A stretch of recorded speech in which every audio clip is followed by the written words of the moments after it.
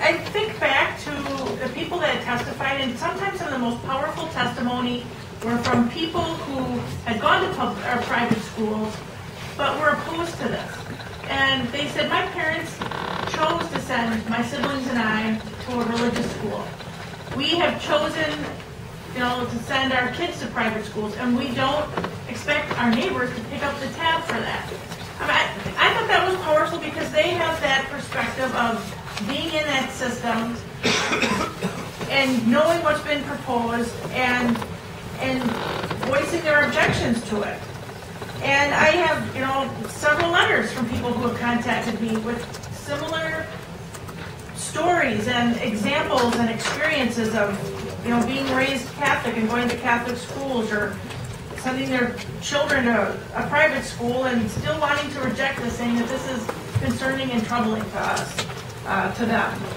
So, we've talked time and time again about studies have repeatedly shown that the private school vouchers, that system is not measuring up with our public schools. And it doesn't improve the test scores.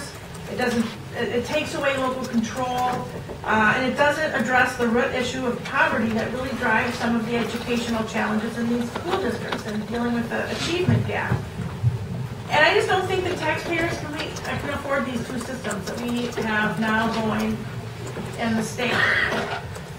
So I hope that we could get some support on this. I think we know where this is going, but I certainly think that this is the motion, and if we look further out as this program gains students in it, and that we're going to have to come back and continue to revisit these issues, and we're going to do it. I mean, these transparency and accountability issues are like that rash that won't go away. Like, we keep bringing it up, and we keep talking about it, and looking at the studies and look at the outcomes and measurements of those students compared to their peers in the public schools, and some of the rhetoric, doesn't meet reality. So I hope we could get a yes on this motion.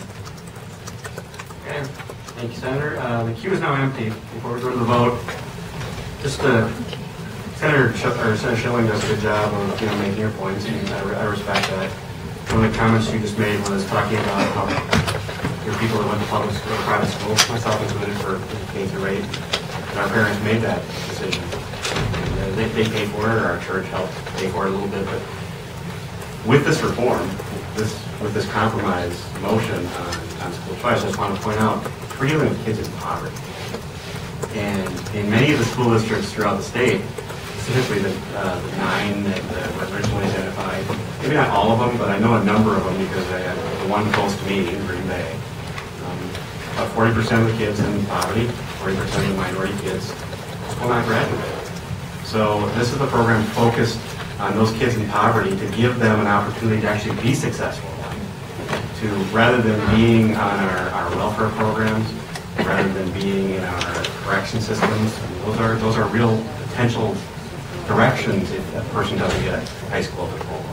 So I just want to point out that with this compromise motion, this is truly focused on kids in poverty, and this is giving them an opportunity for the successful future that many of us have had as well. So I just want to make that point clear.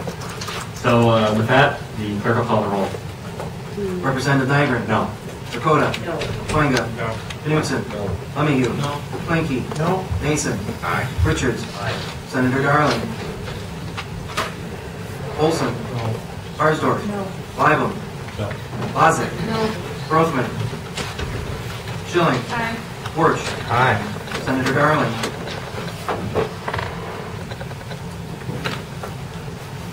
No.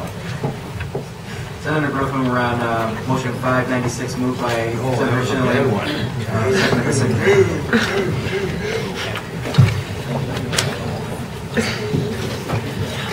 Motion fails. 4-12.